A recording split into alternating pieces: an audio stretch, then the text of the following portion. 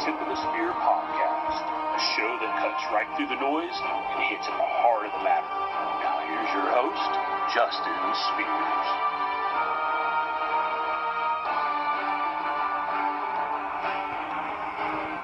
That's right. Good afternoon, ladies and gentlemen, and welcome to the inaugural debut show of the Tip of the Spear. I am your host, Justin Spears. I'll be with you over the next hour.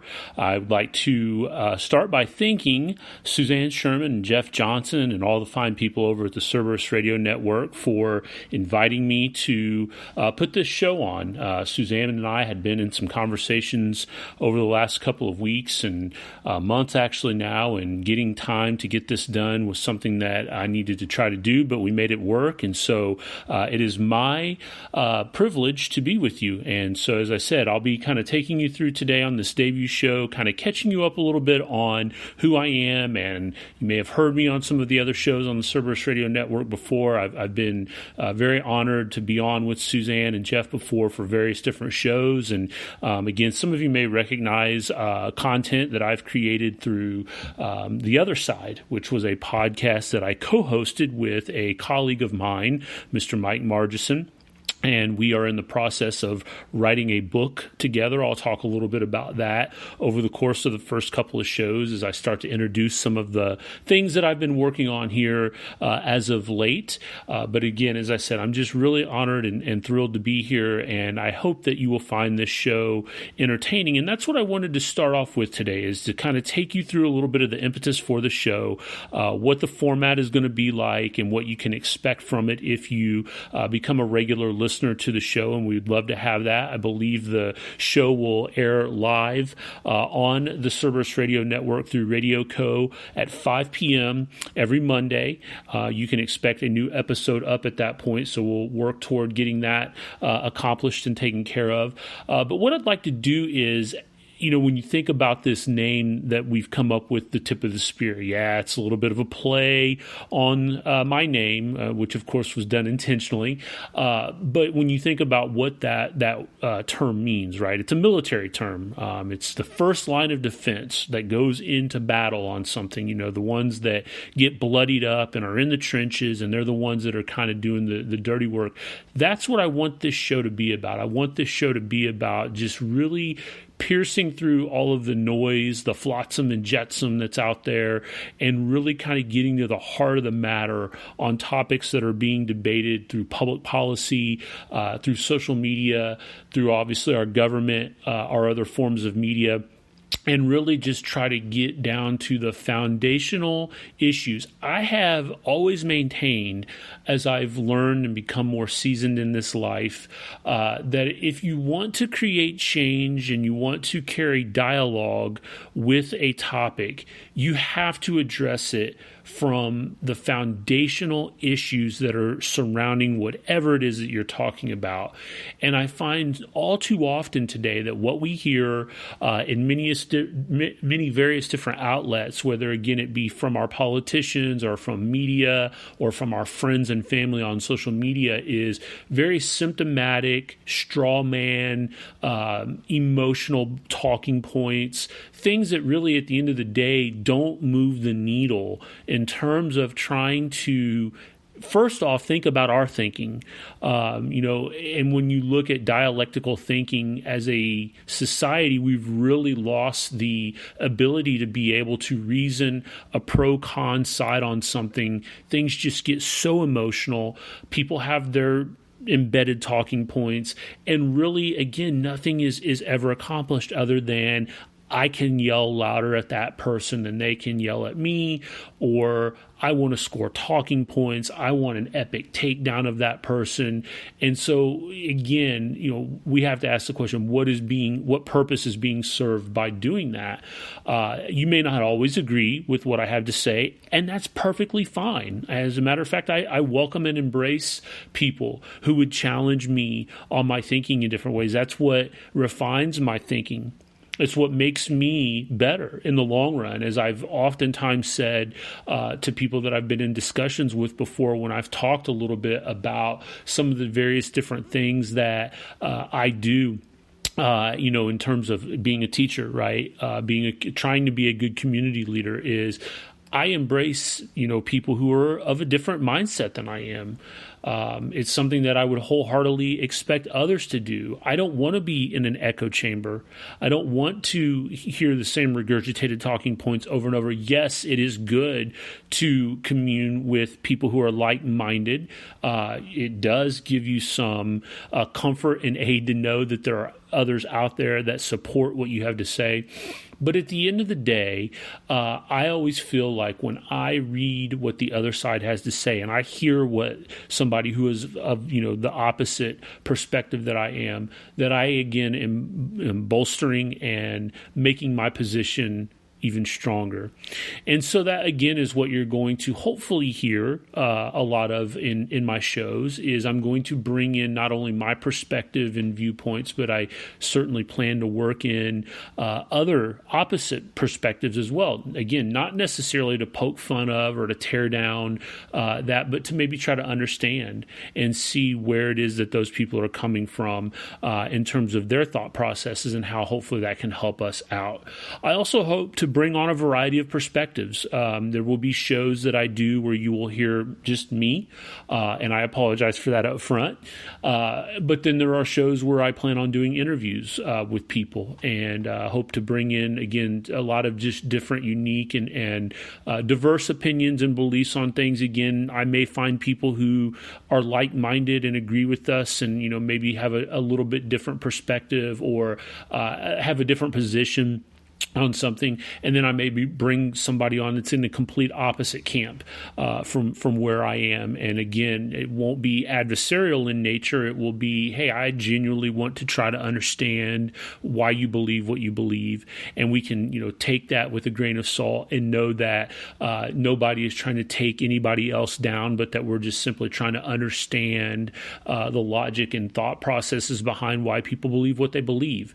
And so again, I think when you take all of that into perspective and you take all of that in for what it's worth, that is at the heart of making change and moving the needle and trying to persuade people to not only maybe believe what we believe, but to, more importantly, I think, as a first step, get them to think about why they believe what they believe, right? And to get them to defend it. And again, that's both in my worldview, what I believe, but also in terms of what others believe. So with that, you might be thinking, well, what is it that you believe, Justin? What are your viewpoints? What are your beliefs? Well, obviously, being on the Cerberus Radio Network, and if you have followed any of my other work before through the other side or articles that I've had published through the Foundation for Economic Education or the 10th Amendment Center, I would say that I most closely align as a libertarian in terms of political thought. And I know we could delve down into and break down more into, well, what kind of a libertarian? Are you a minarchist? Are you an anarchist?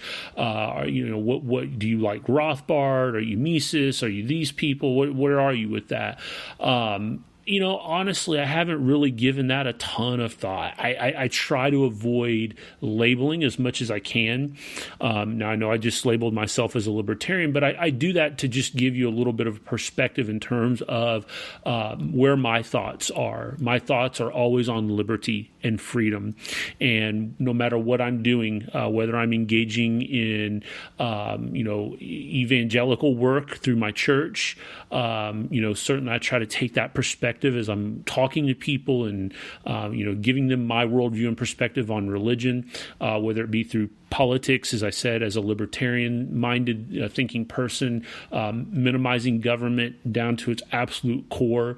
I've told people before that, one of the key principles that I hold to as far as, realistically thinking about what the role of government should be is the subsidiarity model of recognizing that there are different levels of government and that there probably, always will be. Even if I had it my way and was able to, get and do away with other levels of government, that there will probably always be certain levels of government that we have to contend with, but that we should always look to the lowest, most local level of government to handle issues. Certainly, the non-aggression principle of as long as you're not harming others, and you think about different public policy topics and positions of where I may be on on that, that's where I fall on those issues as well. And we'll dive in certainly throughout episodes into those individually. But again, this is just to kind of give you a little bit of a sense as to where I am. One final thing that I wanted to mention as far as background information on me is, as many of you may know that are hearing this, I am a public school teacher in the state of Indiana. I've turned a lot of my passion here recently into kind of, defining what I believe the role of education should be in our lives. Everybody has an opinion and a belief system on what the role of education should be in society, whether you're in it or have children in it or are completely devoid from having anything on a daily basis to do with education at this point. You went through it, you pay taxes for it, you probably have beliefs on it. And so what I have really found out in my 10 plus years now in education is that the system as it is built is corrupt. We can say, well, is it broken? Is it flawed? What is it? I have tried to put a lot of my effort and energies into studying the nature of the American school system. And I want to be very clear in using that word school system. You heard me using education there just a minute ago. We really need to differentiate between the two. There is a huge difference between education and schooling. What we have in America is not an education system, it's a schooling system. And again, throughout episodes that I will bring to you, that will be a major point of emphasis. I will also work in other shows on government and economics and other interests that I have, but a lot of my shows will be focused around the ideas of what we can do to foster change in our schooling system. And so I'm in the process of writing a book right now. We're getting close to having a complete first draft ready. And by we, I mean Mike Margison, who I mentioned earlier, is a former co-host of The Other Side and a colleague of mine. We teach together in a rural district in West Central Indiana. What we have tried to do is we went through and we've looked at a lot of different writings on education, different pundits and worldviews and things of that nature. And we said, what is it that is kind of, there's a void in the system or a void in the writing on? And one of the things that we kind of came around to the conclusion on is that there wasn't a lot of writing out there on the foundations of the American schooling system. And so we wanted to start with that and then transition into talking a lot about, okay, so what have the results been? So it's a two-part, actually three-part book, because then we talk about our solutions to this all at the end. But Mike has written part one on the history of public education, kind of going back to the Prussian model of education. I have taken on the task of writing about more of the modern school and the results that we are seeing in our school systems today. So my part of the book talks a lot about what schooling looks like on the inside, what it produces, why it produces what it does, and obviously then what it should be producing if it were to look more like an education system as opposed to a schooling system. So again, you can look forward to that book. We plan to get that first draft done by the end of the month, get it off to an editor. We are going to self-publish, so we're going to need a lot of help in getting our message out and relying on others to be there to help promote. But we will do anything and everything we can to make that happen. We also have a website that you can follow along if you're interested in that. It's edfailure.com. So again, if you are interested in following along with the work that we're doing on that in edfailure, failure, all one word.com. You will find our website there. It's pretty primitive right now. We built it out through Google Sites just to kind of really get all of our information harnessed into one site. We would love to make it more interactive. I do have a Google form on there. If you're interested in leaving us with your email address, we can certainly send you updates on work that we're doing. We have a weekly blog that we put together as well that's hosted on the website. website. All of our media appearances, old shows, everything that you might want to find, articles that we've written are all housed on that website. So it's a good one-stop shop for finding everything that we are working on and have worked on in the past. So that is a little bit of an introduction into who I am and what I am currently working on. As I mentioned too, I've done some writings with fee.org. You can find that information there, in the 10th Amendment Center. What I wanted to kind of turn my attention to here then is this latest blog post that I have done. I thought I would start the show off with just using this as an example that you could get a little bit of a taste for my thought processes and worldviews on things. And again, kind of living to the creed of the show, of the tip of the spear, and getting down to the brass tacks of an issue that I think you're going to continue to hear more and more about. And I had thought about covering gun control with everything that happened in El Paso and Dayton, but I just didn't feel prepared to do that today. Maybe I'll bring that up depending on the course of discussion over the next couple of weeks with that. But what I wanted to do is my latest blog post on my website is entitled Friendly Reminder, TINSTAAFL. That's an acronym. And maybe you've heard that before if you're studied any kind of politics or more particularly economics. You may have seen this acronym before. And so in the blog post, I talk about this, and I don't want to give it away right now. I'm going to kind of tease it a little bit. You can certainly go to my website, edfailure.com, to find the blog. But I wanted to kind of tease this out a little bit here. And so what I start off with by writing is on the Democratic primaries. Right. And if you've been maybe unfortunate enough, I don't know if that's the right word or not here, but if you happen to catch the first two rounds of, I think, both two-night Democrat debates in the primaries here, both of those are now well underway. And the crowd of people on the stage probably resembles a lot, at least in terms of numbers, of what we saw back in 2016 with the Republican primary. Now, I don't know. I haven't really given it much thought to go beyond any other comparisons in terms of, Trump being the rogue candidate at that time. I don't know if there's necessarily that charismatic type of person on the Democrat side. I think a lot of the Democrat side comes from that pedigree of government, running through the ladder. Now, obviously, you've got Pete Buttigieg, who's mayor of a small town here in my home state of Indiana. You've got traditionalists like Kamala Harris and Joe Biden. You kind of have some of the outer edge fringe people as well. But at any rate, one of the things that we could really look at here in terms of analyzing all of these candidates, and as you watch them in the debates, they're certainly looking to score bonus points over each other and trying to differentiate themselves for the voters out there. But there's one theme that I think I've heard as a consistent thing, that no matter who is behind the mic talking, whether it's Bernie Sanders, Joe Biden, Tulsi Gabbard, whoever it might be, that is the promise of free stuff.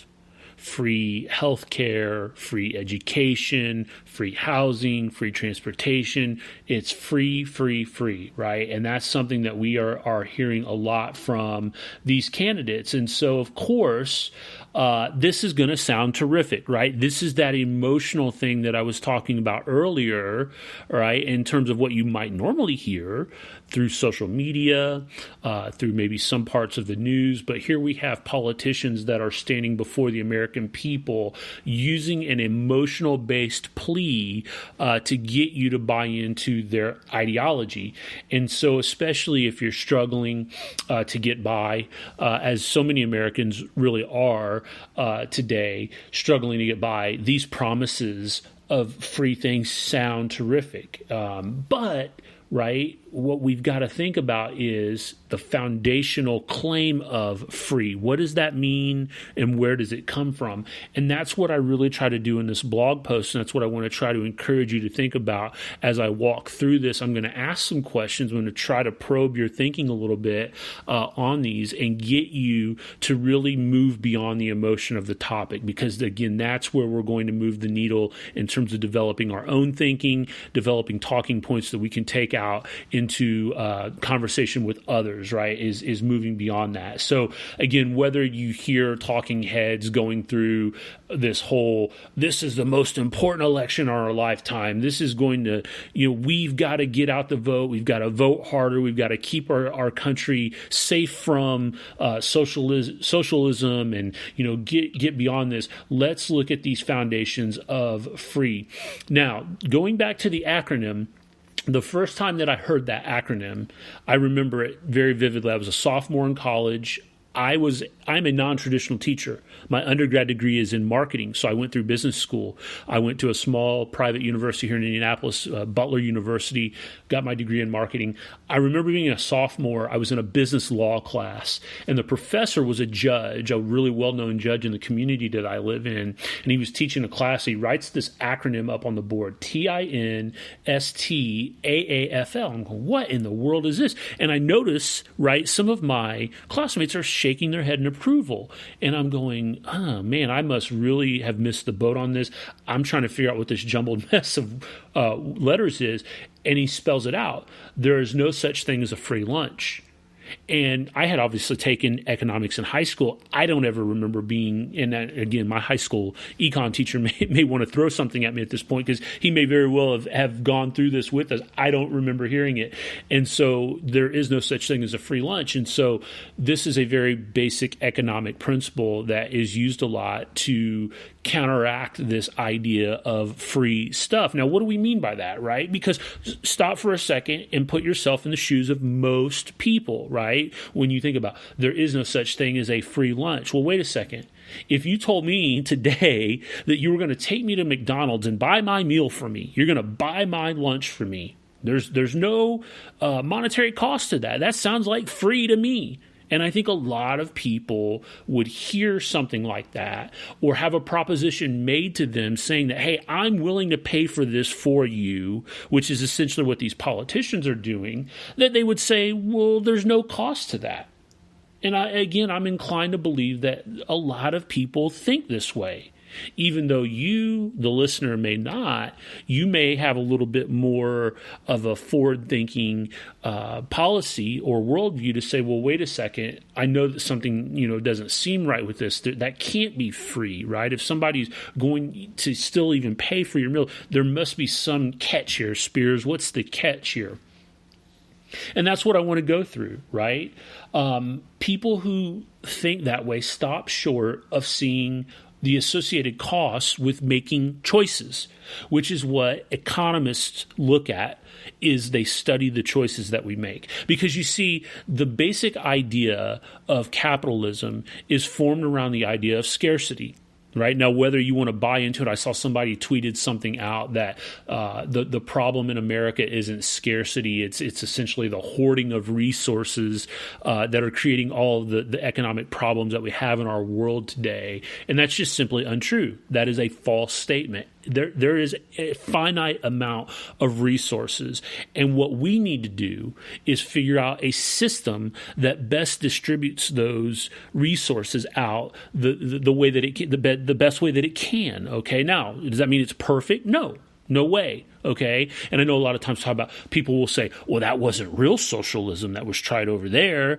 No one ever says, well, that wasn't real capitalism, although you will hear people talk about crony capitalism, right? And so we need to think about this a little bit, and we need to study these choices, and we need to think about analyzing the cost of the quote-unquote free meal. And while there is no monetary cost to that, there is time that's given up, right? You're foregoing the opportunity to do anything else that you could be doing during that period of time that you're going to leave and go to McDonald's, whether that's a half hour, an hour, however long it is. That time is now being dedicated to you being at the restaurant consuming the meal. where you could have been doing a number of other things, right? You're giving up that time. You're bypassing other food that you could be eating. What if you didn't want McDonald's that day? What if you wanted Wendy's or Taco Bell, right? You're giving those things up. That in the economic world is what we call opportunity cost. Okay, so there is a cost associated with that free meal.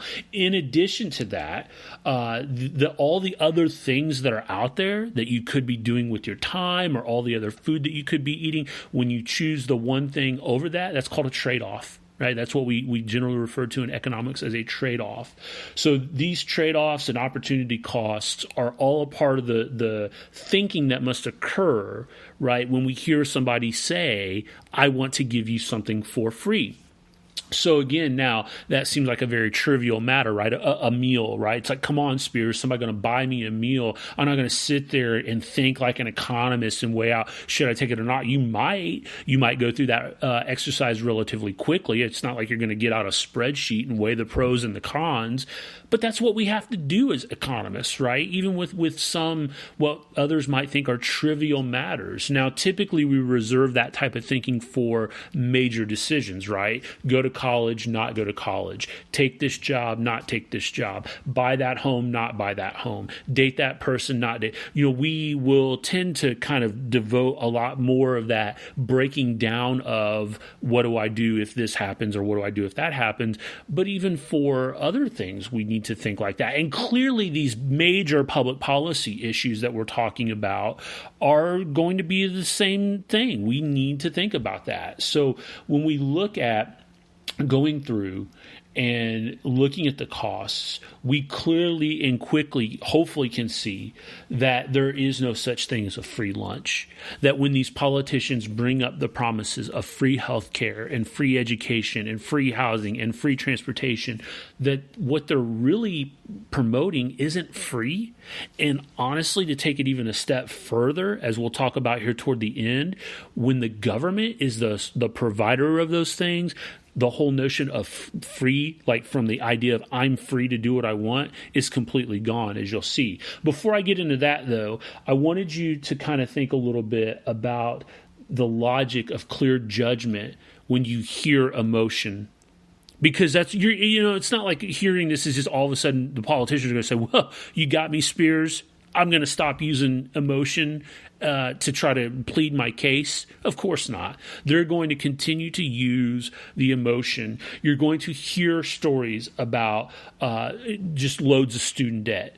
Especially as it gets closer beyond the primaries toward the general election, you're going to hear human shields brought in and stories brought up of people that are drowning in student debt. You're going to hear threats of grandma and grandpa not being able to receive their medication because of prescription drug prices and the state of the healthcare industry in this country. You're going to hear about disadvantaged people, whether they be vets returning from war, or just the poverty-stricken people of this country, and how certain people have to work multiple jobs just to make ends meet, and that shouldn't happen in this country. You should be able to work one job and be able to afford a house with a 2-car garage and the white picket fence, and healthcare should essentially be provided for you no matter what your socioeconomic status is. And you're going to continue to hear these questions, and I want you to be armed with questions of your own. For example, where's the money going to come from to pay for these things? In one instance, you're going to hear the politician was free, right? But you got to pay for it. You can't just pull these things out of thin air, right? You can't just send somebody into a service like an education, a college, and just expect it to be free, right? The government's going to have to pay for it. Where is that coming from? Well, clearly that's going to have to come from tax dollars, whether it's healthcare, education, housing, so on and so forth. The federal government is going to have to foot the bill, which when you hear that, you should automatically run that translator thing in your brain that says, wait, that's me. right? As a taxpayer, that's me that's paying for that, right? So you got to think about that, which then should lead to the question, well, how else could my tax dollars be used? Why am I not, as the taxpayer, the burden being placed on me, having a choice to be able to dedicate my tax dollars to certain programs? So who are you, Mr. and Mrs. Congresswoman or Mr. and Mrs. President, to decide that my tax dollars should go to these things, right? And that gets into whole questions about government efficiency and things of that nature, which, obviously anything that the federal government really dips its hand to isn't going to be all that efficient, right? Does the government have a moral claim to your money? Right now, this could get into the whole, taxation is theft type logic, but we need to ask the question of, does the government have a moral claim to the tax dollars that they're going to have to raise? Now, they will come back and say, they being Democrats in particular, will say, well, we'll just tax the wealthy. And many, many studies have been conducted to show that, what they are proposing, whether, again, any candidate up on that stage, simply raising taxes on the wealthy isn't going to pay for these programs. So it's going to be a tax increase on the middle class. It's going to be, unfortunately, the ones that need the programs are the ones that are going to be suffering the most from having tax increases. So we need to talk about that a little bit, right? How easy this becomes to deconstruct this logic, right? You can see it.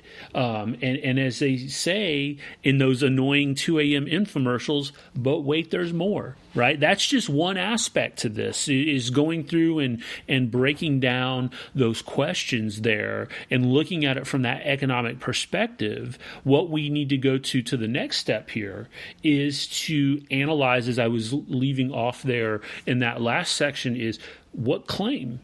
What claim does the federal government have on these things? This starts getting into where you hear a lot of these politicians talking about healthcare is a right. You have a right to life-saving medications. You have a right to go into the hospital and be seen by a doctor. You have a right to an education. You have a right to housing. You have a right to transportation.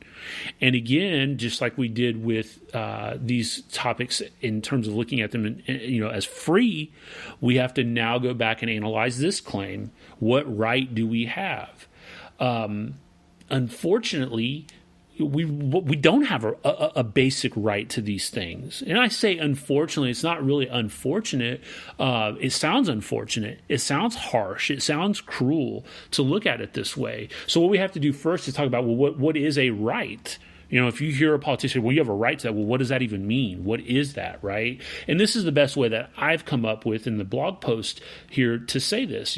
When hearing this rhetoric, we have to think like an economist and ask the question, what is a basic natural right? In short, if it exists naturally, you have a right to it. Think air, water, food, natural resources, right? This would exclude many items that modern society has invented to make life easier and extend our natural life expectancy, like medicines, housing, higher education, transportation, all of these things that these Democrats are claiming that we have a natural right to. We don't. Somebody took the time to organize what are called the factors of production, right? The labor, the land, the capital, the risk involved with all of this to bring about these products to the market for people to consume. They don't exist naturally. Healthcare, basic life-saving medicines, as cruel as it may sound, they don't exist naturally.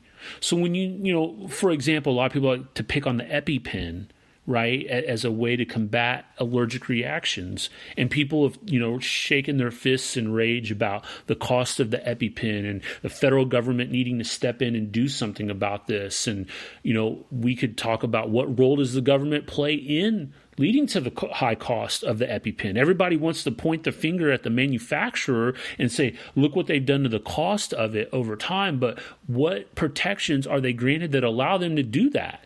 The federal government granting patents of protection to pharmaceutical companies limits competition in the marketplace. And again, when we think like an economist, what we have to say is when competition is limited, what's going to happen to prices? They're going to go up, right? So when you open up the marketplace for competition, prices are going to naturally fall, okay? And so the federal government, by stepping in and protecting these drug manufacturers, that is part of it. Now, again, it's not all of it.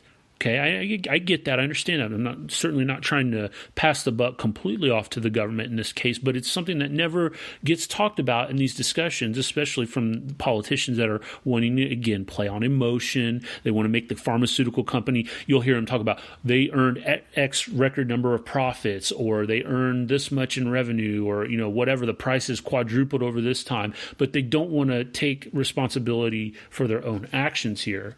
And so trying or attempting to make these things free would de-incentivize the manufacturer of them from continuing to produce or for others to enter into the market. Anytime the government gets involved in regulating a market and it artificially increases the barrier of entry or the costs of doing business, it de-incentivizes the person or people that are in the process of trying to bring those products to market. Now, again, I'm using some pretty heavy topics here, but you could take this down to anything. You take it down to pieces of candy, to markers, to cars, to whatever it is that you want to do, right? Obviously, these are big issues that we're talking about here in terms of healthcare and education and housing and so on and so forth. But the principles remain the same. If you place restrictions and regulations, entering into protectionism, any kind of intervention into the free market on the government's behalf is going to create an artificial price system. It's not natural. You've got to let the natural process of the market work its way through here, and that will ultimately benefit the consumer in the long run with lower prices and better products. Okay, I know that that might be a little bit of a jump to think that way, but if you kind of take it out to its logical conclusion, that's essentially what's going to happen. And ultimately, again, in the long run, the company that is receiving the protection from the government, they're going to benefit more when competition is allowed to enter into the marketplace because it's going to make their product better. That's one of the reasons why you're hearing about a generic alternative to the EpiPen and some of the other products that you hear talked about in terms of pharmaceuticals and healthcare and things of that nature there. Okay, so those are things that we have to think about. So, in conclusion, as you think about these issues of free stuff that's being promised by Democrats in the debates, and thinking about the tragedies that you hear about in terms of, student debt and foreclosures and just poverty in general, the widening gap between the haves and the have-nots, all of those emotional talking points that Democrats will put forth in regard to these things, this is how you should start to think a little bit. You yourself, and I get involved with this too, by the way, so I'm not trying to cast a stone here and say that I am perfect, because I too sometimes will get caught up in the emotion of an argument that we have to take time to step back and look at what claims are being made and address them from a very logical perspective and break them down and think like an economist. And if you're not overly familiar with the principles of free market capitalism, I would encourage you to go back and do reading on it and go back and look for Economics in One Lesson. I would encourage you to look at Thomas Sowell's Basic Economics, Adam Smith's, obviously, The Wealth of Nations. Everybody cringes or shies away from hearing, wow, that's academic writing. I don't know if I can read that. You can. It doesn't require a PhD to be able to read through and comprehend what these guys have to say, because, as they oftentimes will tell you, the truth is very easy to understand when you read it. And when you read the principles and the ideas of the basic free market system, it's very easy to comprehend and see. And so if you're confused about, well, why do you believe that? Or why do you think that? That's what I would encourage you to do. Use the resources that are available out there. FEE, as I mentioned earlier, FEE.org, the Foundation for Economic Education, has some great resources. Mises.org is another great resource outlet that you can find all kinds of information about the free market, very accessible, easy to understand things that you can read through very quickly and help your thinking out. But ultimately, again, in this regard, as it would be with anything that we would be breaking down and analyzing, we want to get to that foundational level. We want to get away from the rhetoric. We want to get away from the noise and the straw man arguments and everything that goes along typically with this, whether you're going through it on a social media Facebook exchange or hearing it on the news or from a politician or water cooler talk around the office, whatever it might be. Just take a moment and think about it. Don't be that person to jump to the conclusion or to think that you've got it all figured out, because I know I certainly don't. There's a lot of times where I'm presented with a issue that I have to stop and go, wait a second. What would be the proper response to this? What should I be, kind of thinking in regards to this? And ultimately, you may find your mind has been changed. I know that's what's brought me to the point where I am here today, and this is what I want to wrap up with. I have been down a journey in evolution and thinking, again, mostly with political and educational and whatever it might be, by taking this approach. If you would have asked me my position and where I was, how I would have approached or addressed, what the Democrats have to say maybe 5 years ago, certainly 10 years ago, very much neocon, very much, toe the line Republican Party, conservative, constitutional conservative. I was in it, man. I was neck deep in Limbaugh and Hannity and Levin, and I'm almost ashamed to admit it at this point, but that's where I was. That's who I was listening to, and I was gobbling up everything that those guys had to write and say. And, throughout a series of events of just being exposed to this line of thinking and really starting to dive in, I started to see how flawed my thinking was. And not just buying into that echo chamber groupthink, but I started to read a little bit different. I started to be introduced to some various different outlets and writings and things of that nature, and it really caused a paradigm shift in terms of how I thought about things. And so again, I think it's very important that as you come into contact with things, that you don't just automatically consult your, as Tom Woods would say, index card of allowable opinion or your position on the topic and say, okay, this is what I should think, or this is what I should have in a response to this, that you would go through and give credence to and thought to, why is it that I believe what I believe? And is it, closely aligned to what I should be believing, or is it, hey, this is way off? Because at the end of the day, and I will conclude with this, when we have conversations with people, again, in whatever form you're most attuned with, social media, face-to-face, what we ought to be thinking about is, what can I do to best communicate what I believe and why I believe it? And I think ultimately, if you are able to do that, whether or not the person on the other end ends up agreeing with you or disagreeing with you, that's really all you can do. You can't force somebody to believe what you believe. That's contrary to the position on freedom and liberty, to say that I want to force somebody in whatever way it might be, whether that's using government or policy or whatever it might be, to try to get somebody to buy into what it is that you believe, that runs contrary to what we should, as freedom, liberty-loving people. We should be producing thoughts, we should be producing worldviews that allow people to ponder on and think on, and you will know that they will come around to where you are by that, right? By not being forceful, by not trying to beat them over the head with whatever it is that you believe and bring them alongside of you forcefully, but just to let that truth shine through. And I think ultimately, if you can do that, you'll see the best results possible. So that's going to be our show for today. I hope that you guys have found this entertaining and fruitful. Again, there's going to be a lot of this kind of rhetoric in my shows where we go through these topics and break them down this way.